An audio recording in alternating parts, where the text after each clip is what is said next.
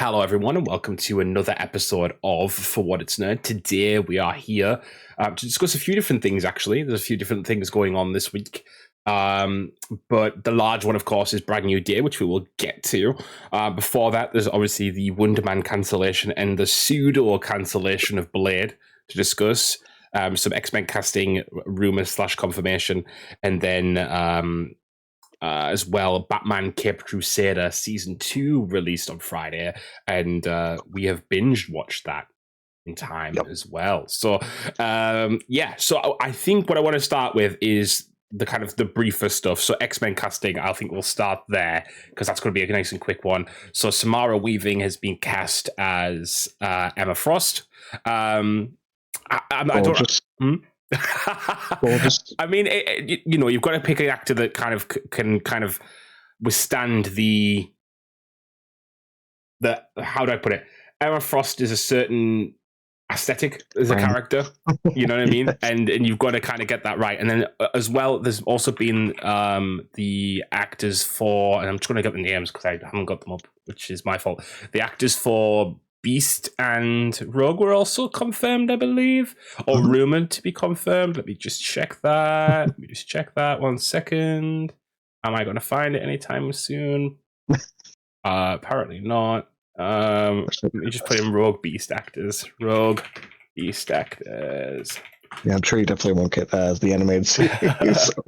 Charles Melton has been cast as Beast, and is it Kaylee Spaney? Kylie Spaney has been cast as Rogue. Now, Charles Melton, I believe, was in, if I remember correctly, he's been in a few like CWS type shows. Yes. I believe he was in Riverdale, if I remember correctly. Oh, God. That's a trip. So I don't know if that feels like a Beast casting to me, if I'm honest. I don't know if that feels Beast to me. But then again, equally so, Nicholas Hoult played Beast, and I wouldn't have necessarily cast him in that role on first. I definitely would not have before I saw him, and then he just played that perfectly, like pre-transition Beast. And, oh my gosh, so much fun. But even whenever he got Beast himself. No, go ahead. I was going to say, I think the thing is with him, and you're exactly right, I think it's hard to think of anyone as Beast because Beast looks like Beast, right? And I also think Kelsey Grammer did quite a good job in the first iteration of Beast. So it's kind of like, it's hard to kind of like then think of something opposite. That, not saying that like he's not monolithic, Kelsey Grammer, in the same way that, someone like Iron Man or like Robert Downey Jr. is almost monolithic as Iron Man, and same with like Hugh Jackman as Wolverine, for example, right? Oh yeah. But like, I think it's sort of one of those ones where you can't really imagine anyone playing Beast until they're playing Beast, and then you see if they have the chops for it, so to speak. But we'll see. Yep. We'll see how that goes. Obviously, clearly, they're trying to keep all the characters sort of in a similar age range. Now, we're going to have a discussion about Brand New Day in a little bit, and I'll kind of circle back to that, because that is one of the kind of the concerns with one of the castings, especially. But as well, I don't know, is it Kaylee Spaney? I don't really know, but that's not a bad thing. I think it's nice to have someone who is lesser known. I think she was in Alien, the more recent Alien movie, but lesser known in general, because it means that you're getting, the whole point of the X-Men especially, I think, is to bring all these like younger actors in and kind of have them kind of grow up with that for the next 10, 15 years or whatever it ends up being. So I think I'm interested to see what they do. Apparently, the big rumor is that they're going to try and do a big announcement of all these castings at D23. I don't know if you've heard the same. I think that's what I heard. D23 2026. That is what I heard as well. And yeah, she was an alien Romulus. That's right. There you go. That's in the middle of August, so we might be back talking about this sort of soon, middle of August, to discuss all the stuff shown and released there.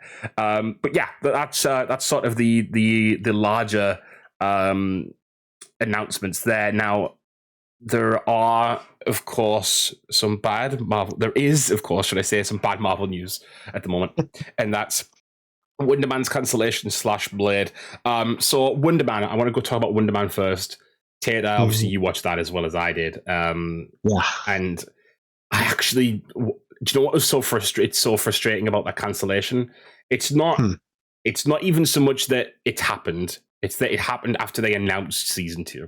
You know, all the other shows have been like done one season, and then you kind of assume that there's not going to be a season 2. Yeah. Because that's sort of the way they've done it. The only real exceptions to that being Daredevil and Loki. So to sit there and kind of have them say, "Hey, look, we're giving this a season 2. We really believe in this," and to buy into that, and then to have that kind of taken away a few months later is kind of really frustrating, actually. Yeah, it really is. I think I would rather just have the expectation, since that is the preset of, oh no, we're not getting a season 2. Like that, I think I would have been fine with that for that show. Yeah. If it hadn't already been confirmed. Mm-hmm. And I didn't read much into the details of why it got canceled, but it's just deeply disappointing that like it seems like a lot of like black-led shows are being like left to the dogs of sorts. There's been a discussion about that, definitely. Obviously, it regards Blade as well. The kind of the black-led characters are a little bit not underperforming themselves, but like the projects aren't getting up and going, so to speak. What I will say as well for me is that I think it's so fascinating to me, and some people have sort of tried to rationalize it as Destin Daniel Cretton's obviously busy with a lot of things. He's done this Spider-Man movie. Obviously, that's got a great success. Are they going to want him on something else? But also, I think he's doing a Naruto movie, I think, something like that. Wow. So he's obviously busy, and so understandable in that way. But again, it's that idea that they've announced this show. They've shown that they have faith in this show because season 1 went so well. And maybe it didn't get the viewership, but it was a really solid take on a show. It was a really solid idea for a show, and I think it was so poignant. Executed. Yes, exactly. It was, and do you know what? It was so poignant to some people. There was genuine scenes in that movie in that show. Sorry, that I watched back like 3 or 4 times because it actually meant a lot. Like there was gimmicks and there was fun moments and stuff like that, but there was actual like really important. See, I would actually genuinely say, even if you're not an MCU person, you could watch Wonder Man and really enjoy it because it was like kind of the human experience, and I feel like maybe that's giving it loads of credence, but it was like kind of like you're working hard at something, it's not working out, but you've got to believe in yourself, you've got to kind of keep going, kind of thing, and that's what was so good about it. It was grounded and it was real, and I assume you sort of agree, Tater, because you're sort of in that sort of sphere, right? You know, you do act, so like you know that kind of idea, right? Yeah, exactly. Well, and it is one of those pieces where not just like the aspect of like following through on your dreams and that piece and all that is very wonderful and very good, but on top of that, just also the connection that you make with your fellow actors, and at times it can feel as though, oh, it's me against the world, and it's always going to be this and this, but at the same time, like without your fellow actors there, you without that connection, there's nothing. There is no art, there is no humanity beyond just that experience. Like, and it really is a wonderful thing to see that represented on screen so well. I think that's what again really makes me try to understand it from the Marvel side, is that you've got Marvel creating a show about what they're doing, right? It is a show about what's kind of they're going through as a company, right? They're trying to make better movies, they're trying to make better TV shows, they're trying to make quality stuff. And that's the whole point of the arc of the show, right? Let's make something that feels real and feels worthwhile and says something. And then they scrapped the show that said that. You know, it was a meta commentary, yes, but it's just like, what?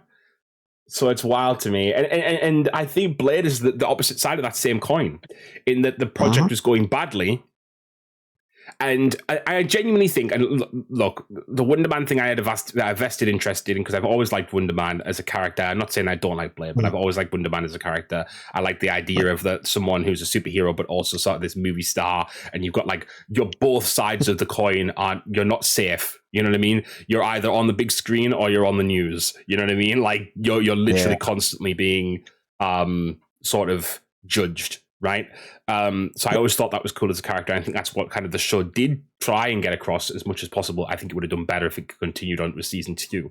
But what I think with Blade is it's sort of like, do I want a Blade movie eventually? Yes, of course I do. I think anyone would want a Blade movie. Who doesn't like Blade, right? You know what I mean? Like, Blade is a cool, like, the fact that Blade was carrying movies before the MCU even set off means that Blade is a good character. Like, there's no, do you know what I mean? It's like, you know, if a character can set off a movie, I think it was a trilogy, right? Was it a trilogy? Series, yeah, it was a trilogy. Yeah, there were 3 of them. And also helped Ryan Reynolds get into some of his bits. Yeah, but like, so like, if a movie can set off that type of stuff, then I think we know that the character works. So it's not that issue for me. So yeah. I know we'll get a Blade movie eventually one day, and I know that it'll probably be good when it comes out, or at least enjoyable. The thing is, to me, right, is if it wasn't working at this point in time because they were waiting for certain cogs to come into place or something like that, why did they wait 6 years, there or thereabouts, to say that? Just, you can't just keep, like, sometimes you need to just cut and run for the time being, and then if they said, like, down the line, okay, this is like, now we're ready because we've done this, or we've got this creative that we truly really believe in to do this, or I don't know what the director was like for the movie. I didn't look at who was directing it, but it's kind of that thing for me that I think, I don't know if you agree, I think they shot themselves in the foot. I think they do this a lot. They announce a project and it's far too far out, and the pressure builds, and then they did even the Marvel-esque thing of introducing Wesley Snipes back into the equation in Deadpool and Wolverine. Yep. And then allow him to say, not allow him like he decided to say the line, but then decide for him to say there'll only ever be one Blade on screen. Yes. On screen. Like, are we for real? Like, everyone's watching that and everyone's going, ooh. Everyone's going, ooh, we know there's a Blade movie in the works. We know there's a Blade literally being put into Marvel Zombies. Like, it's just so much setup with so little result, and it's so sad to see. But again, Marvel consistently does this. It's like they'll have a great character, they'll have this wonderful idea, they'll set it up, and then they won't follow through on it. And it's like, really? Yeah. You had it all perfectly set for you. What's going on? Like, what are you doing? And this is something that I said on one of my streams on my other channel the other day, is that it's really weird because Blade clearly is liked at Marvel, because he was literally, he wasn't in release. I know this is games wise, but he wasn't in release of Marvel Rivals, but within a few patches he was there. He's gone in over a lot of bigger characters. Not saying that he's not big, but bigger. He's in Marvel Talking Souls that's coming out this week, which is a small roster of characters. It's like 20, 24. Like, that's a lot of characters to like pick. Like, you pick Blade over a lot of characters there. He was in Midnight Suns when he sort of there wasn't much going on at that point. But again, he was picked for that game. Even down to analysts, again, I'm talking about games specifically here, but games are sort of the big media for Marvel aside from the films. Because yes, the comics are there, but comics are always there, and you're always going to use your characters in the comics. But even down to Marvel Strike Force, the mobile game, which ties in very heavily with what's going on in the MCU and stuff like that, has just released a new Blade character into the game. So they're intentionally making Blade big. Like, they want people to have Blade in that kind of cultural consciousness. And of course, there is also the Blade game being made. Whether or not that's still being made is obviously up in the air as well, which is sort of sad if it ends up being 2 Blade projects cancelled within a year. But Blade is there, right? He's thought about it, Marvel. So it's really frustrating that they're not kind of following through on that. I want to... It is. Oh, go. No. I was gonna say it's the same issue that I had whenever Ironheart came out. Of like, yes, this is such an amazing character, and this has so much potential. And what are you doing with it? You shot it in the foot. Yeah. Right. Like, we actually talked about that, didn't we? You were on for that episode. We did. Discussing Ironheart. We did. And it is such a horrid thing to see. Oh, wait a minute. We're not advertising for this.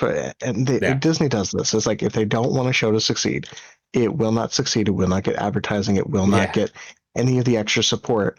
that you'll see. Like Doomsday has had how many fucking trailers at this point? I know. And again, I'm glad that they Yeah. wanted to succeed. I want their projects to succeed, but there's so many of them Yeah. that they underinvest in that could be so and still are so good. Like you said with Wonder Man, it's an amazing show. It's made me cry on multiple occasions, Yeah, it was. Yeah, and yes. it's and Blade being the wonderful character. Like I remember seeing Blade for the first time in like the Spider-Man animated series, Mhm. well back in the '90s, and that was just so cool to like, oh my god, there's a Daywalker. Like what's Yeah, this going on? yeah, And then it builds into like Secret Wars and all this other piece. yeah, So yeah. like this is really cool to see like what is the and on top of that, like Rivals having literally a whole mode kind of dedicated towards Blade's like Yeah, number one rival yeah, of Dracula. yeah. And They clearly are extending thinking that. about those characters. Yeah, like I genuinely. And do you know what? There's two things I want to say that is sort of devil advocate on the Blade thing Yes, specifically. So sure. one, I think there's two reasons why they might have done what they've done in the end. Mhm. A slash number one. Yep. Daredevil became canon again. I know it sounds Mhm. really weird, but Daredevil became Nope. canon again. So Luke Cage became canon again. Mahershala Ali was in Luke Cage. Now I know, Yeah. and I know people are going to say that the actor who played Mariah in the same show was also in um, Civil War, and she was the woman at the Yeah. start who sort of pushes Iron Man to do what he does. But that was sort of when the two canons were sort of a little bit more separate. They're not now. Yeah. They're a lot more together now, and so I wonder if there was some kind of hesitancy maybe there. I don't think there probably was, but a No, I little really bit of don't think there was hesitancy. because there's so many characters that like overlap, Yeah. especially within like the Marvel universe and Mhm. like if we want to expand into further Disney of like Star Wars, there's so much overlap of like Oh, of every course. like shows or yeah. So No. I I guess what I was more saying is I wonder if there was maybe a concern of slight concern of canonicity, not like that it no, would I stop get the that. whole Yeah, project together, but I think maybe there's yes. a part of that. Um, Yeah. Oh, I don't disagree. I do think like that was something in some boardroom person's mind. I don't know if that'd be enough to cancel it necessarily, no, as much as it no, would be just like, oh yeah, that'd be inconvenient, but like to it's sort of Mahershala Ali, explain what are we now. gonna do? Yeah, yeah. I will say, and then the opposite point, the second point was, and it sort of builds on the Wesley Snipes point, and we were talking about Mhm. this again on stream the other day, and I was suggesting, what if they're now waiting for? What if I obviously I can't attest to know what Wesley Snipes is thinking as a person slash Marvel as a brand, but what if they're Right. now waiting until Secret Wars because they want to Oof, bring Wesley Snipes sort of in again in some way, um, and I would love or that. sorry, oh, No, go ahead. okay, No, no, worry. and or not the program, but and slash or. Yeah, no. Are they then waiting till after that and do an older Blade and kind of do the Logan style movie, but with Blade's daughter? Are they maybe thinking of doing something Mm, like that? Now, Faustus, who's obviously a friend of the channel, was suggesting that Blade doesn't age, so it would look a bit weird to have a yes, because he's a vampire. I get it, but yeah, but I like sort of think it we're could kind dealing of with work. humans. I think it could kind of work, and I think it would be kind of interesting to see. They're kind of trying to push in the comics and stuff as well. Blade's daughter a little bit more. She's got her own like code name. Literally, she's called Bloodline. Like she's not just his daughter anymore. She's like his daughter and a superhero. So I'm wondering if that could be an angle they're trying to go for. Um, Yeah, I can see that. I mean, I definitely. Anytime that people are just like, "Well, this character doesn't age," just kidding. Okay, yeah, but people do. yeah, it's kind of hard. Yeah. uh, Also, another point to add to this, and then we're going to try and move on because we've made this yeah. into quite a large Oh, yeah. piece, even though Well, no, and I get it. I'm keeping an eye on the time too because I'm like, oh, we got stuff to say about Brand New Day. Brand I New am Day sure is of going to it. be huge. Yeah. So the Ghost Rider is obviously coming out as well. I discussed that the other week. I wonder if they're kind of waiting to sort of like go into the supernatural again, do Ghost Rider, see how that kind of pans out, and then kind of see where they're at. Mm-hmm. Is there going to be some kind of Blade illusion within that movie as well? Who knows? So we'll see how that kind of goes as well. So, Um, It'll be so exciting to see like what they do Yeah. end up turning out with it. I do hope that they put it out because Blade has been so successful in a lot of their games, and if Yeah. they're just leaving money on the table, if they don't They at least really bring are. stuff I think anyone like will go and watch a Blade movie. I genuinely believe anyone. yes, I feel like, look, it's not going to have the brand new day box office that's just come out, no, obviously. But I think anyone will go, oh, I remember that movie with Wesley Snipes in years ago. Let's go and watch it. Or even if it wasn't him, do you know what I mean? They'll say, yeah, oh, yeah, Blade. I like Blade. I like Blade all those years ago. I'm going to go watch this. So, like, I think it is, like you say, it's print. It's print. It will print money if that movie is made. yes. Well, I think the only other thing that they're potentially leaving money on the table that has been a financial success is quite literally Black Panther. Like Yeah. that shows black movies can be excellent, Yeah. can be popular, can make money Mhm. because again, you have characters that are beloved. You Yeah. have people that are well known. You have actors that are talented. You have good, as long as you've got a good script writing, like no one's going to bitch and moan about it. Well, I can't say no one. That's the that's the Marvel fan base. That's the ironic thing as well, is that they brought Ryan Coogler to the stage to announce Black Panther 3, which is obviously sort of project they really believe in. Yeah. And at the same time, they've cancelled 2 other projects in the same vein, Predominantly right? Black Panther, yeah. But also, I just don't know why they just don't ask Ryan Coogler, who's done a literal vampire movie, Right. to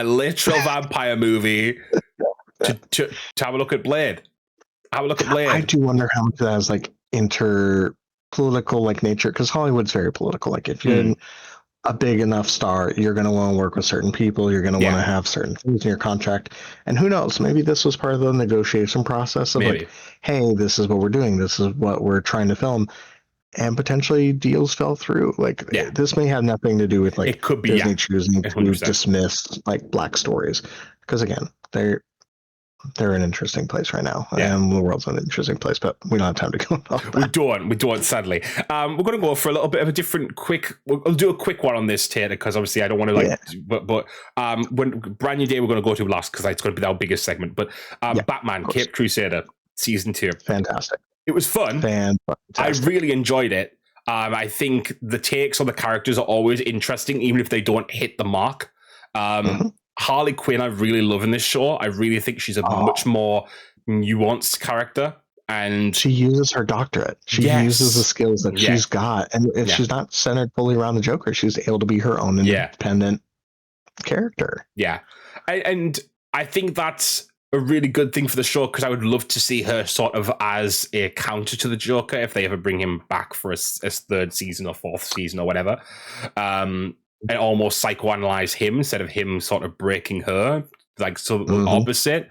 I really did enjoy the show. I would watch a season 3. I definitely would. For me, what I'll say is, I don't know whether you sort of agree, Tater, is sometimes I think they had balls to try something, definitely, but I feel like sometimes that didn't quite work. For example, the Riddler. Like, I get what they were trying to do. I get that they were trying to like turn the idea of the Riddler on its head to be like riddling places with bullets, right? But like, which again, very fun. I like the idea of it. I like the idea as a small concept to start with, but I think it would have been cooler if they kind of pushed into his normal shtick, mainly because I think, and this is, I don't know if you agree, I think the idea of the Riddler, and do you know, and I think this is the case for a few of the characters in this season, the 1920s sort of pastiche aesthetic, etc., would have been even better lended to someone like the Riddler, who's like a sort of like, I even suggested I was speaking to Gagita about this, and I was suggesting him as sort of a con man in the line of like the wizard in The Wizard of Oz. And so he sort of is doing all these riddles and stuff, but like, it's not actually him. There's someone behind the curtain, so to speak. I thought that would have been a cool idea, kind of going with like that kind of almost that con man vibe. So you're playing with the 1920s sort of ideals and ideas within that idea of him being sort of this gangster, right? Which I did think was a cool idea. I did think it was cool. Yeah, I do think that they start out with like teasing he's going to ask a bunch of questions and all this piece. Yes, but then they did kind of just turn him into generic gangster B, like, and I did like the character initially. I definitely liked the what was her name, Rose? Yes, like that episode was quite interesting. Story. Yeah. Fantastic. And what I will give credit to, especially whenever it came to like building into the Joker as your big bad, because Yes. obviously like the season has this nice little blend of like, oh, we have an overarching story with the mob, and Yes. then like it ebbs and flows within here's new characters that Hmm. how do they influence the mob, all this. Hmm. And season two very much was this build up of like, oh, Joker's coming, Joker's coming, Joker's coming. Yes. And then when he did get there, he had episode and a half, Yeah. and then it was for me kind of lackluster. Like Yeah. I will agree with that. Yeah. I did like his presence. I think that was a good Hmm. natural progression to go towards.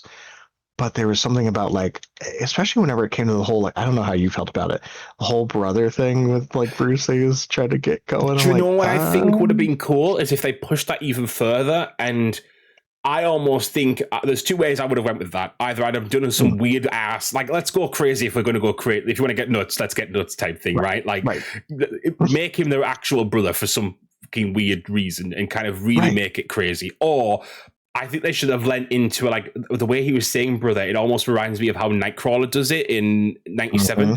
I kind of would have almost been interested if they'd done kind of Joker as a clergyman who's gone insane. I think that could have been a very interesting idea. And to be fair, we don't know his backstory. Like Yeah, I that think could that be is one sort of the of big benefits yeah. of Joker is he's the character without a backstory. Mm-hmm. But at the same time, they played him up as a Frenchman, and it's like, okay, that seems kind of aristocratic, and Yeah. Joker's not really been known for aristocratic before. Like, that's an interesting choice.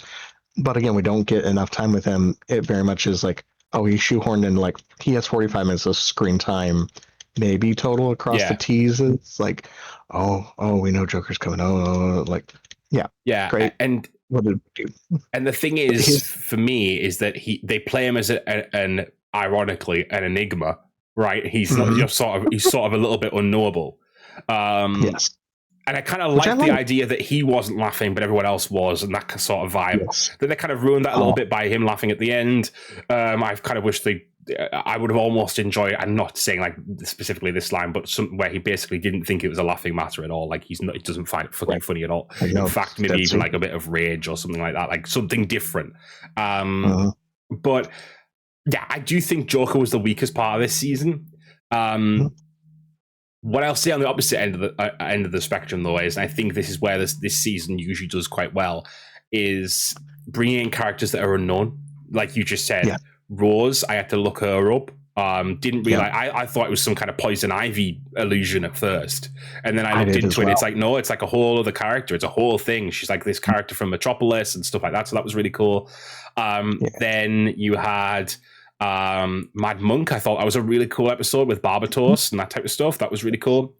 And I didn't even know about is it Mr. Zero or something? That was an interesting one. Horrifying. Yeah. Initially, I thought it was a Mr. Freeze kind of thing, and it might have been an illusion, but then I didn't look up Mr. Zero because it's I just haven't like, either. I'm never looking at it. Yeah, I was content with him being like a Freeze version because again, not every version of Freeze needs to have like, oh yes, my wife is dead and we need to go into this very deep reason if I am going to cause all these crimes to keep my wife alive. Like I don't need that for every single thing. So apparently it is. Apparently it's an earlier alias of Freeze, basically. Okay. Yeah. So that was what I was like. Well, with all the freezing mechanics, like, but also there are so many Frost villains, and like there is.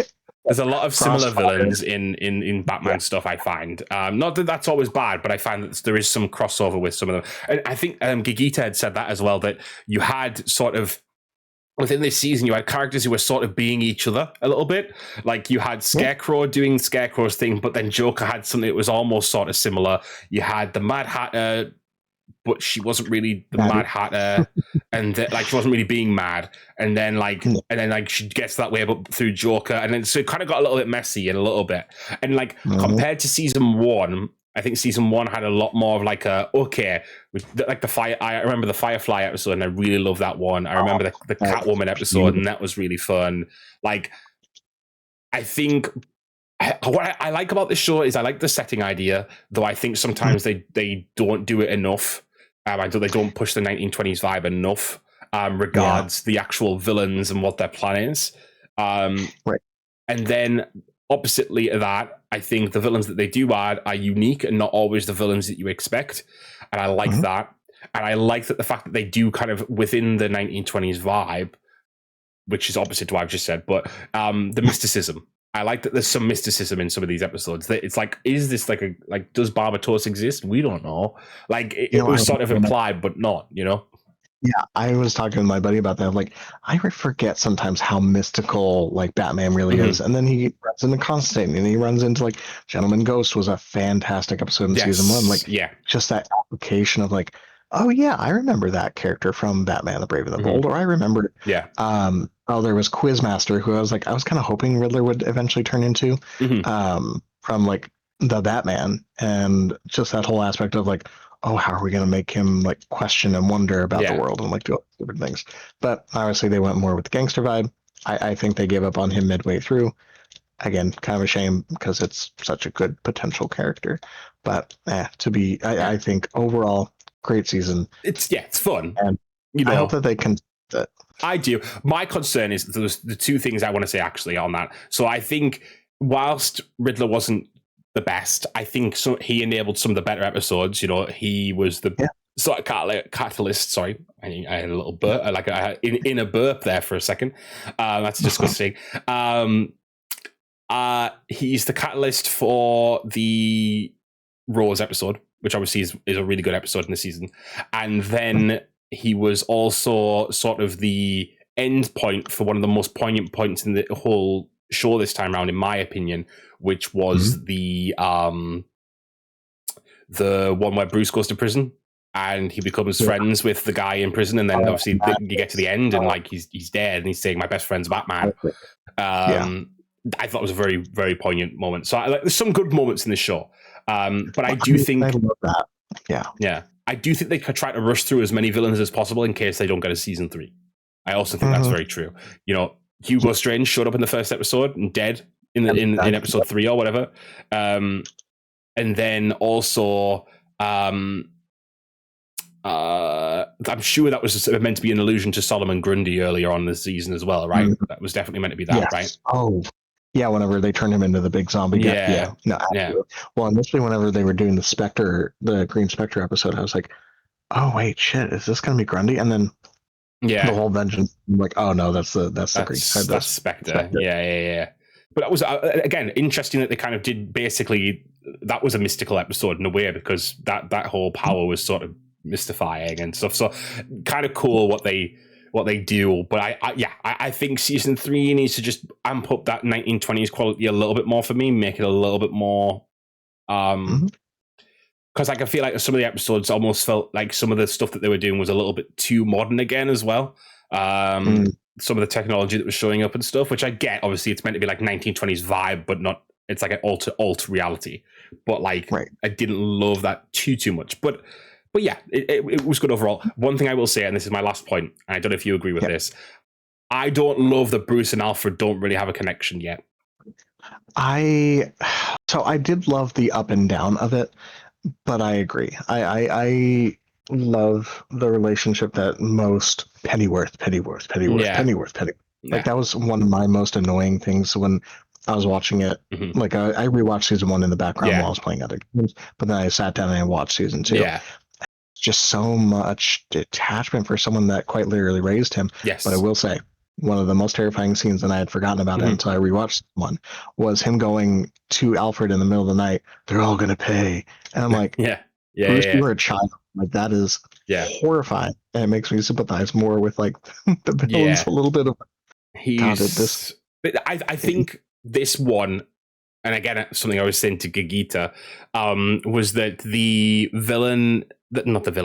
Batman in this one is sort of... He's older than we typically see an early Batman, but he's sort of less developed at that point in his life, if that makes sense. He's got this... In fact, I think he's less developed than even like something like we've seen like Robert Pattinson's Batman, in that he's so distanced. He's like probably the most distanced Batman we've probably seen. I don't want to say maybe ever, but quite close. I think he's really distanced from everyone. He's like like everyone else has these relationships around him, like Renee and Barbara, and obviously her dad, and then you've got Harley. Even Harley having a connection with Renee and stuff like that within this season. And Bruce has only Alfred, and they don't even really have proper conversations. They don't really like. It's all do this thing, do that thing, and that changed. That obviously pays off in the last episode. I think that was one of the better parts of that last episode. That it really did play on that part, but overall, I don't love that. So, and I think that's the issue whenever you get like such low like numbers of episodes like this, is you don't really get the chance to develop those characters much more. Well, that's a thing. Again, sorry. No. It's just modern. Like the originals or the animated series, the original animated series could not have been as successful as it was if not for more like deeper filler episodes, deeper introduction episodes, and then bringing them back for various like experiences. Yeah. But again, everybody's got their preferences. Well, and I was actually going to agree with you because I was going to say X-Men 97 is going through the exact same thing right now. I think season 2 is fun and I'm enjoying every episode they're putting out, but the season is going to be too short for them. So it's basically going to go into season 3. And how long is it going to be before we get season 3? So then how long before we I was really struggling to remember some of season 1 when I was watching season 2. And that is the downside of like sometimes with like longer releases / binging releases, as you do tend to forget things a little bit easier. That's the X-Men is one of those things where it's like there's so much action packed in. I'm like, were we introduced this character before that, or was that from the original series? And like rewatching the original series while watching season 2 has been a really fun thing for me. Because I know that you guys were watching through it for Gagita the first time whenever like season 1 had finished, I believe. Yeah. So like having that experience must have been so incredible, so much fun, like seeing all the different connection points, and now doing that for myself now has been even better. Like, definitely. Yeah, I think it's just the it's just the way shows work now, and it's frustrating, but it's sort of I don't see it going back anytime soon. Frustratingly. Let's finally do it. Let's talk about Brand New Day. Let's do it. Now I know there's been discussions obviously going on already because people aren't going to. I know you sort of rated it a 7. I would say sort of an 8. And I'm gonna do my explanation first. Then, if you want to do your explanation, and then we'll kind of discuss. So, the reason I give Spider-Man: Brand New Day an 8 is because I genuinely, fundamentally believe this is my favorite Spider-Man movie. Well, not believe it is. It is my favorite Spider-Man movie, and the reason being is, and you guys know I don't love Spider-Man. Anyone who's ever watched me talk about Spider-Man in any sort of large capacity, I don't love him. I'm like not J. Jonah Jameson, but I'm not far off. What I want to say is that I think this is the most comic book movie we've ever gotten. Genuinely. And that's across every media, it's genuinely, I sat there and it felt like a comic book. Because they were trying to hit those comic book covers, which was a really cool idea, and kudos to them for really trying and doing that. B, because they had these montages, and Fantastic Four tried this, by the way, but they had that montage at the beginning where you sort of see Spider-Man doing all these things. He deals with Tombstone, and Tombstone's only there for like 2 minutes, but like it works, right? You see him dealing with Scorpion, who becomes part of the movie later, but in that first bit. There's dealing with Ramrod. I think Boomerang was meant to be in it. I didn't actually see him, but I think he probably was there. The Hand. Yeah. You know, there was a little bit of all these different things that made it feel very comic book straight away.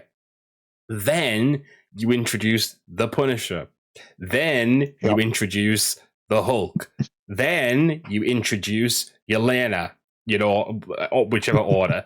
And then, of course, the villain turns out to be Jean Grey. That's where you and I not like actually, but I mean like in the middle of the movie is what I'm sort of saying. Yeah. And then you've got Damage Control as well. So you've got all these parts of the MCU / these comic characters swirling around each other. I mean, I have to actually pinch myself at the end of the movie. You've got a scene where Jean Grey is mind controlling Hulk to attack the Punisher and Spider-Man. Like, that's comic book shit. That's true comic book shit. Like, and I love the reference back to like Hulk won't be controlled again because after all he went through in Ultron's movie with Wanda, or even before that with Loki. Obviously, not so much the actual like he wasn't actually like manipulated, but like he was manipulated into basically starting that whole catalyst of events. So it's very much a Hulk point that he gets manipulated, you know? Yeah, which is such a shame. But It is. if you got that much muscle, you do have to play against his brain. Yeah. Because it's just how things go. But yeah, so that's that's like I think that undercuts a lot of any argumentation against the movie for me. Genuinely, I'm just going to say it's a comic book movie. It just is fundamentally a comic book movie in every aspect. Is it comic book? It continues plot lines. Like even small references to like the fact that in the movie it says Spidey, was it Spidey 2 or it was like Peter 2 or whatever it was, so referencing obviously the multiverse again and stuff like that, and then just like the Avengers are mentioned, and then you have like it genuinely felt like everything we've wanted for Phase 4 and Phase 5, and I think we're in 6 now, because all of those phases felt like they weren't really connecting the universe anymore. You know, once over, when Iron Man first came out, Iron Man was there, Nick Fury's in that fucking movie. Then fucking Widow shows up. You know what I mean? And like Shield's in there. Like those, and this is what I really hate about like standalone movies. And what I mean by that is, so like, don't get me wrong, I think Robert Pattinson's The Batman's great.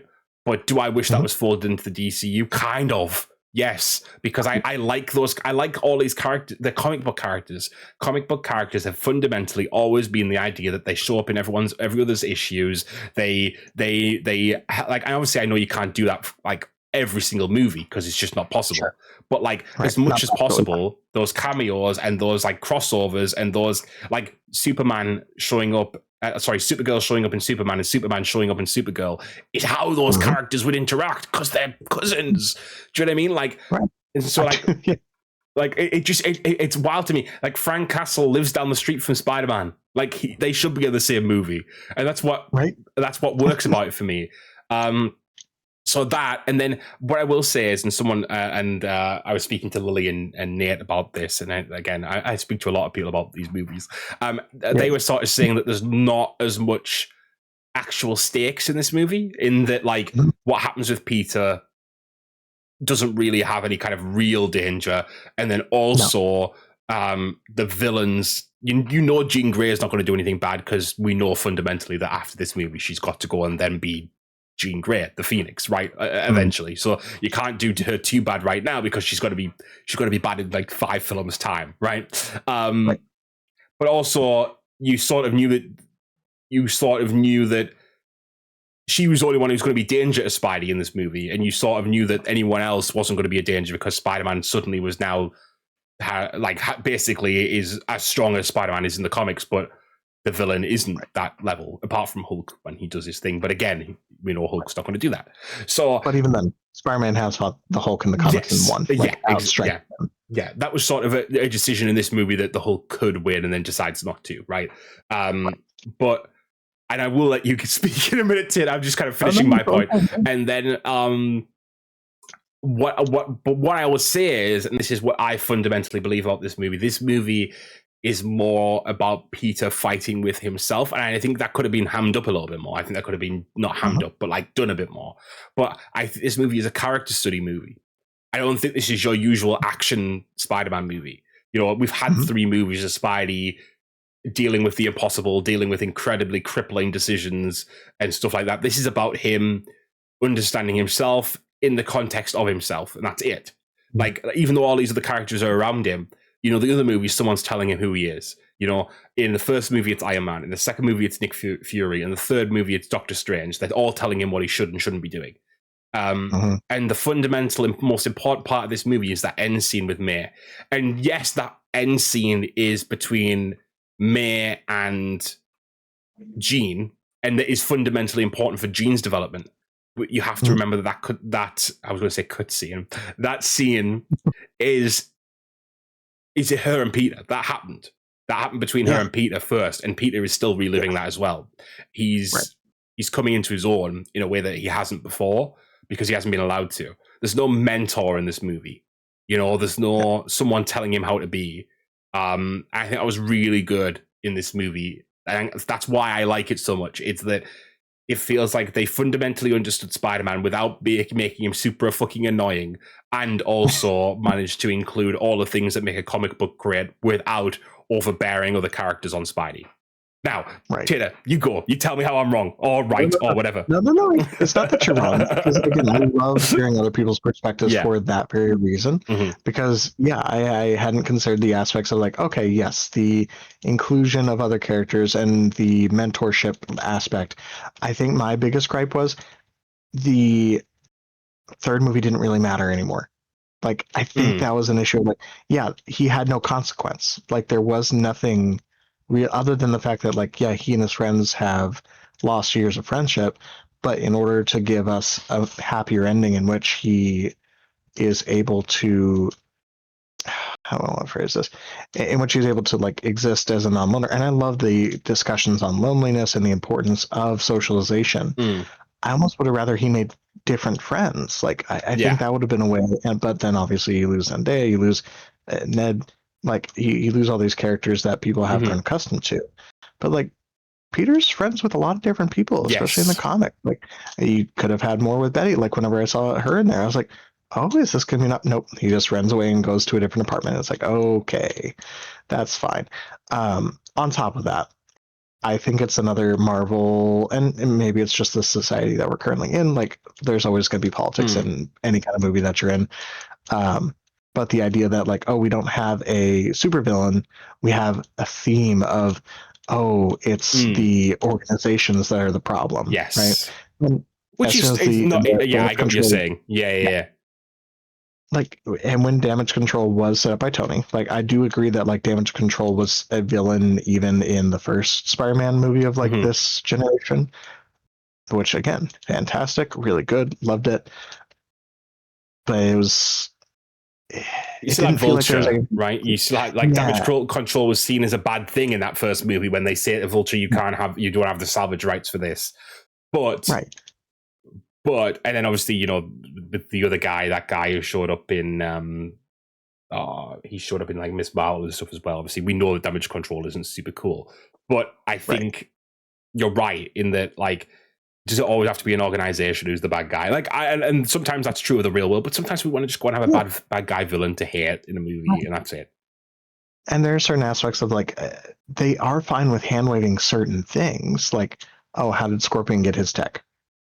Well, we don't really know. We kind of breeze over that piece. Like we at least explored how Shocker got his. Of like, oh yeah, it's based in the alien technology, but we had more of a concept of, okay, we don't want to focus too much on the villain, but here's how they get their stuff. Cool. All right. Versus this, there's so many moving pieces that I'm like, okay, I understand where this is going. I understand that you're holding my hand to get there. Cool. Like it's good fun, and that's why I give it a 7. Like it's still a good movie. I was gonna go watch it again in IMAX. Yeah. Plans just fell through. But it is one of those pieces where I'm like, you know, all things considered, I would love to, and I might go back just to find all the little Easter eggs. Like I saw a Penny Parker like poster in the back of Ned's room. Yeah, it's just her face. Yeah. So I'm like, I'm pretty sure that that's Penny Parker, or at least the implications that it's Penny Parker.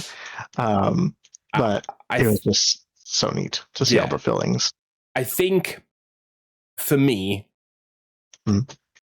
I don't disagree with your points. I think there was definitely room for Peter. They kind of removed a lot of his, because of the spell. I think that they tried to remove everything that was regards his home life, and it would have been cool if he'd had the landlord problem, essentially, a landlord problem, or like one of his neighbors didn't like him for some reason, or something that would kind of give you some friction regards his new life as to why he looks to his old life, or something like that. I get what you mean. Oppositely, I really so that scene where MJ is being controlled by Jean, and you think she remembers. And I was sort of like, oh, okay, we're doing this. She remembers straight away type thing. And I was sort of okay with it. I wasn't super happy about it. And then the switch. And then the switch. And that isn't even just meant to confuse Peter. It's meant to confuse the audience, right? It's meant to be like, oh, shit, didn't even think of that. And I kind of like that. I kind of like that it's very Gamora and Star-Lord to me. in that I don't know if their Which, again, relationship's going to be the same, or at least the same yet. but I wish that they would like dedicate to that. Like with Gamora's and Star-Lord's, that's over. That's it doesn't done. feel like they're ever gonna commit. Like they're gonna say, "Oh yeah, I bet she was really nice," and then it kind of feels like they're going back, but kind of doesn't feel like it's this whole back and forth of like, I know you want to, will they, won't they? But at this point, it leans more of I don't want them to. Like the benefit of a will they, won't they in any trope in any media is you kind of want them to get together. Yes. But at this point, I don't think I do. Like I would much rather that the two characters go their own separate ways because that was the consequence of being the hero. And like I don't want them to not be in each other's lives. But I do think like Peter kind of forcing in this relationship is obviously part of the awkwardness, and part of being a young adult is separating out, oh, what are we doing?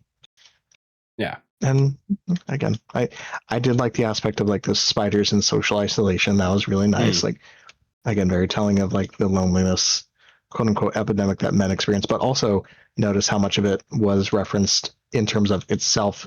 Oh gosh, what word am I looking for here? Self-inflicted. Like yes, because he could have just told her very early on. Yes, and he had that option, and that was. And it could have been all different by now. Yeah, exactly. Yeah, I was sad about that in the last movie, but then at the same time, I was like, that's actually very honorable, and I kind of. But then he goes back and does it anyway, because again, whether that is like the carelessness of, oh, you left the letter when that was such a big thing that you took it. Yeah. But it was the Chekhov's gun of it all of like, oh, okay, so MJ is going to find this letter at some point. That's why he's keeping it. Yeah. What I think I want to leave on regards that is not Spider-Man as a whole, but that specifically is that I think MJ is always going to be in these movies. I think Zendaya's MJ is always going to be in these movies because there's two very fundamental reasons. They're actually together in real life. Yeah. And also, even if they weren't, the two together is something that the unless they basically break up or whatever, but it's basically PR. Yeah. It's free PR. Yeah. Their whole relationship is something that a lot of people sort of are obsessed with at this point. Yes. They're sort of like a modern day Brangelina type deal, right? So like it basically it's a non sequitur that's going to keep happening. Is that the right word? I probably added a different, you know what I mean? It's like it's not going to happen. I know what you mean. Yeah. It's not going to not happen. That is frustrating in a sense because it means that you're tied into a certain type of writing because of a real life relationship, right? But it sort of can't be helped. Right. So it is what it is. But I genuinely think it did a lot of good for not just Spidey's character, but Punisher and Hulk as well. Yes. We'll sort of see where those characters are going next. Obviously, the post-credits scene. Did you see that as well? I did, and that's the Secret Wars reference, right? I think so. Someone suggested something different, that it's actually related to another spider, and it's not our Spider-Man. I don't think that's true. I think this is still Tom Holland. I think it's Tom Holland's Spider-Man being sent to Battleworld. I think that's the idea. Ooh, yes. I personally believe that. But there is a suggestion, and there's rumors, and I don't want to go into too much, that there has been rumors that other Spider-Men will show up in Doomsday. I don't know if that's true. I don't know if that's true or not. So if that is true, could it be sort of an implication of that? Maybe. I think it's Battleworld. I think it's 100% Battleworld. I think regardless of whatever else has happened, I think that illusion is that Spider-Man has been sent into outer space. That's what I get from that, in my opinion. Yes, absolutely. But yeah, obviously it was nice to see. Basically, we're seeing like 3 or 4 storylines continue in this movie, and that's why I think this movie really does work for me. It makes the MCU. And do you know what else it feels like? And I wonder if you agree with this as well. It feels like the MCU timeline just stopped for a long time. And seeing the actual passage of time in this movie, like you see that 4 years pass or whatever it is, and then you see the movie, and then you know that the movie is at this new point because you know that the teaser's going towards Battleworld, and then also as well as that, you're seeing Jean exist, and you're seeing Hulk change, and you're seeing Punisher sort of living a little bit less. I guess he's still the same guy, but he's a little bit more jovial within that and stuff like that. Like these characters have moved on, and it's really nice to see, because I think we had a lot of years there in the middle. I don't know why Marvel did it. They did the time jump, but then they sort of kept everyone in that sort of like weird first year of that. It sort of felt weird to me. Like, okay. So there's hard things to like address especially as we continue on in the MCU, is Mhm. like, how do the characters react to some of the bigger events? Like, one of the bigger criticisms is like, oh, you're telling me that like this big old Bahamut has come out of the Earth's crust and Yes. no one's talking about it, and then they dedicate a whole movie practically to it, Yeah. or at least a good half of the movie, and it felt like that movie was written around that Yeah. point. But again, that's something where I don't know the meta of the writers, and I don't think a lot of the writers communicate with each other as No. well as I would like them to. But when it comes to Spider-Man and the contractual obligation to include like at least one Avenger in each Spider-Man movie because of the deal with Sony, I think that that's going to continue to be successful. Yes. But again, I think that's the piece where like they want it to work, so they make it work. Yeah. Yeah, I think that's the difference, right? Writing something in because it feels comic booky or it feels cool Yeah. is different to writing something in because you literally have to acknowledge it. Yep. But I think there's fun ways to do both. I think there's fun ways to kind of and really they could have literally just had the TV on in the background of every project afterwards talking about this big fucking thing causing tidal waves. And that would have saved a lot of people's issues. And it would have been a 2-second thing. Like, you know, so like it didn't have to make a whole fucking movie around it. But there you go. So I feel like we've covered the broad strokes. Obviously, we've kind of can't go. I don't think too granular on Spider-Man because it was like there's a lot there in that movie. Like you said, it's so big. I think the broad strokes are better for Spider-Man. But generally, I was quite impressed by it. Yes. And obviously, you weren't not. It's just I think you're coming from a standpoint of some of it was a little bit. I'm coming from the standpoint of I had low expectations for Spider-Man, so mine's high. Yours was sort of the other way around, right? In a way, like you had the higher expectations for Spider-Man, so you're thinking I kind of want a little bit more from him in this way. So my expectations are on the ground. Yeah, well, much like with Tony Stark, like I do think like if you're paying attention, every single movie of Tony Stark's had a form of growth. Yeah, and it's just good. It's sad to see like, okay, this one didn't really change much for Peter, and there was nothing really to be changed. I understand that piece, but it also was like, oh, this is just a Jean Grey introduction. Yes, it sort of was that. Yeah, I know what you mean. It was sort of a backdoor pilot for the X-Men, a little bit. Yeah, just a little bit. I don't mind. I get it. Love the X-Men. It's just I do too. I get what you mean. Yeah. I do agree with that, and I think if Spider-Man had went darker before he got lighter again, that would have been a good way to do it as well. Like if more of those incidents happened, like the police car situation, I think that would have been a little bit better. You know what I almost would have rather had instead of the spider hormones? Symbiote. Symbiote, yeah. Like because again, they're using symbiote shit. Yeah. And I hope it does because they teased that in like some of the extra credit scenes with like the whole Venom from the Sonyverse and like all those different pieces. But again, I'm going to end on one last point. Fuck the hand. Why the fuck were they in this movie? Like, what a fucking pointless thing. What a really pointless thing. It made people expect something totally different. And it really pissed me off, actually. It just felt pointless. Why is the hand being resurrected with 5 of them that have nothing to do with anything to do with Daredevil or anything like that? I'm not saying that Daredevil is exclusively the hand, you know. The hand is going to show up in the Wolverine game that releases next month. They're not just a Daredevil villain. I get that. But it just, they know what that means specifically for the MCU. And they sort of did it, and then they work for damage. What the fuck, man? Stupid. I think they just needed an army for them to fight. Yeah, because they just wanted they wanted the Aura Farm with Spider-Man fighting ninjas. That's what they wanted, really. Let's be completely honest. Which was cool. Fair enough. It was a cool fight, but it's still like they didn't think about, oh, how does this affect the larger MCU? Yeah. Because like Daredevil's now going to be thinking, why the fuck is the hand back? And if they show up in season 3 of Daredevil and it kind of links somehow, then cool. It sort of makes it maybe a bit better. But I didn't like that in general. And what I will say is like Daredevil currently in prison. Yes. So I mean, like, I know he doesn't have much room to talk about much of anything. No, and who knows? Yeah. Like, I do think the inclusion of the hand was a little bit underhanded. Just felt heavy-fisted. Yeah, it just felt like, bam, the hand's there. Okay, the hand's working for us. Okay, the hand's the last fight of the movie. Okay.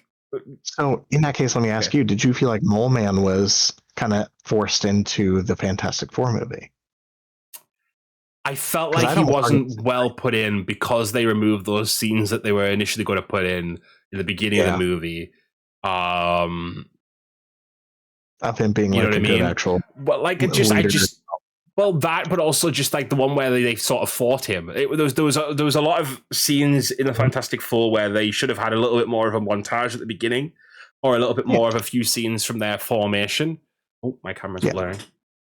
A little bit of more of their formation, their early years, to make it feel like a universe that can trust the Fantastic Four more. Thus, why later on they do what they do. And people believe them, because like the thing is, you sort of don't get the idea. You get the idea that these are the protectors of Earth, and you get the idea that they're cared about by the people. But then basically, a big fucking god's going to come down and kill you if you don't give up this one kid, and everyone just sort of folds into line instantly. Right. And we don't really see why they should trust them in that way as much as what I would have liked, if that makes sense. Right. No, I completely agree. And again, that's whole discussion for like Fantastic Four was a good movie. Is it my favorite movie? It could have been much better. Yeah. Yes. But Vanessa Kirby will always be my favorite Sue now. Sorry. Anyway, moving on. Really? You're going to put Jessica Alba out like that? Jessica Alba, I think, looked the part, but I don't think Sue's a lot different. Like they made Sue into like a. I not that I don't think they did it with sort of Vanessa Kirby as well, but they made Sue's not a sex symbol character, and I felt like they tried to do that with Jessica Alba. I'm not saying that she didn't have intelligence within that movie, but I feel like that's what they were trying to do with like the humiliation of her like being naked on the street, and that got a bit weird for me. I like those movies though. Let me clarify, I do like them, and I don't dislike Jessica Alba within those movies. I just think that Sue now in this movie was a much more I like the proper version of Sue in the comics, in my opinion. The woman who will do anything for her family, the woman who's the front of the Fantastic Four, the woman who sort of keeps the others in line. Like Sue is fun.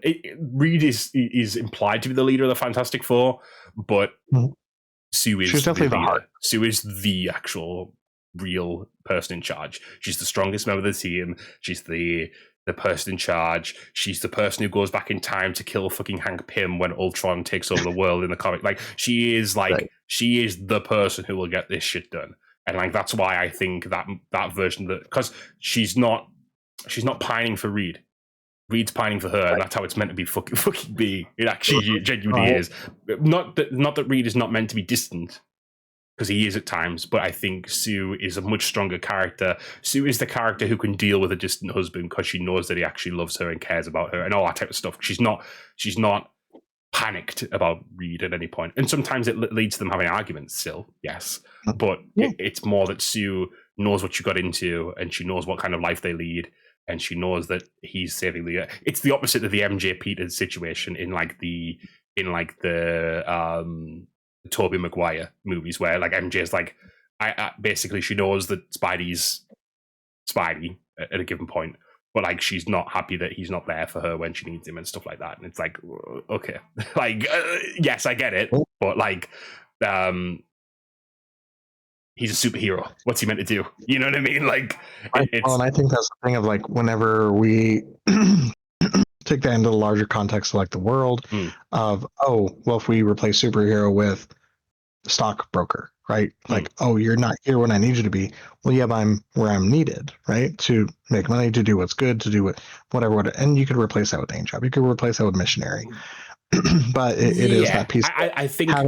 Sorry. Well, no, I think Stanley is an exemplification of that. Of like, he talked about it in times where his marriage, where he struggled because, well, he wasn't home. He was working. He was doing this. He was doing that. He was like, he did have a wife that was like loving, caring, kind, and patient. That's why you do see that in a lot of the comic versions of the wifely figures and some of the girlfriends as well. But having that conflict, especially within like older versions of MJ, or like in this version of MJ, like her standing her ground of like, I don't know you. I can't love you if I don't. You took the decision away from me, and all that type of stuff was quite right. That was one of the best scenes of the movie as well, because I genuinely thought, wow, they're really going for this idea that like, sorry, Spider-Man, you fucked up, and that's okay. That's okay though. Like that's who you are. That's fine. That is his character. Yeah. His character is a constant fuck up. And that's the fun of it. Like why Spider-Man is such an identifiable and loved character is because he's flawed, and also because again, a lot of different media he's surprisingly easy to like write for. I like if you want to be quippy, if you want to be fun, if you want to be serious, like he's got a full range. Yeah. But also so many like teenage boys will identify with him, and like so many like various people will connect with the story of like, oh, I've lost a family, like all these different pieces that incorporate why Spider-Man is, in my opinion, the face of Marvel. Like, yeah. One last weird point that I just thought of, and then we're actually going to stop. Isn't it funny how in the Batman show that we were just talking about, Bruce forgot to buy flowers for his parents at the grave, never knew that he had to do that. And then oppositely, you've got Spider-Man obsessively buying flowers for May's grave every single day. And I thought that, and I was like, oh my God, this is so funny. But two very different takes on grief. But I do think that's interesting because like different variations of most variations of Batman have him going to the site of his parents' murder and bringing the flowers there specifically. Yeah. And having that be a method of like showing how much Alfred cares for him in that way, because he does see, and again, to go back to that kid version of like, I'm going to make them all pay, shows how dedicated he is to the idea of vengeance. Yeah. That obsessive. He forgets about caring and honoring his parents. Like he forgets the reason that he's doing it. Yeah. And again, very telling of most Batman stories in general, but especially this one. Like some versions of Batman are very much the reflective of like, I do this for them, never anything else. But he's doing it for him in this instance. It's a lot more. I think it's a little bit more like the absolute Batman in the sense that he's a little bit more. I mean, not that I've read much of the absolute Batman, but I sort of get the idea that he's a little bit more like with that axe and shit. He's a little bit more executionary, like not actually, but you know what I mean. He's got that like that vibe about him. He's got a little bit more seriosity to him in like a. I'm not saying that the general Batman is not serious, but like this is like a deathly seriousness, not like actual death, but you know what I mean. You know what I mean. Anyway, no, right. I think. Well, one other last point. Sorry, real quick. I'm like. I know, but I won't tie the Batman and Spider-Man piece again. Okay. I would love to see a Spider-Man noir show just like this, and I know that like they just came out with Spider-Man noir, like the live action version. But I would love to see a full version of Spider-Man noir animated in this style. I wouldn't even mind if it's on. Like again, they did a pretty good job with this show, and I'm not going to disagree with it. And like having that same setting, similar voice actors, like all that, you could run pretty well with like Spider-Man noir. Yeah, I got what you're saying. You're saying basically like if you kind of even spin it off the Spider-Verse movies into like a Spider Noir TV show that's like sort of meant to be like a 1920s kind of Spider Noir. Yeah, that could work. Exactly. Well, and even if you kept it like 2D instead of like the kind of 3D aspect, I'd be fine with that. Like get Nick Cage on there, get him another paycheck to pay off his whatever debts that he's still got going on. But so yeah, it's really good. Yeah. Yes. Thank you very much, Tater. This has been a long one because there's been so much to discuss this week. A lot happened. That I was sat. I think it was as we were sort of discussing this initially. I'd thought about just doing Spider-Man and then Wonder Man, Blade being cancelled. But then literally at the same time we were like X-Men casting, and also the Cape Crusader obviously came up, and I didn't know whether I was going to include that or not. But so like it's been like a big week. So thank you for partaking. Thank you for being here, and thank you for those watching at home. Sorry, yes, thank you. No, thanks for having me. Thank you, and thank you for those watching and listening at home as well. Hope you guys have enjoyed these thoughts. We'll be back. I don't know if it's not next week, the week after, for X-Men 97's end, as well as anything coming out of D23, and then next week I don't know what we're going to discuss, but we'll find something as always. So thank you guys for watching. Thank you guys for hanging out. See you guys soon. Bye. Don't forget to like, subscribe, and share the podcast with your friends. Yes, do that. And thanks for joining. Thanks, guys. Bye-bye. Bye-bye.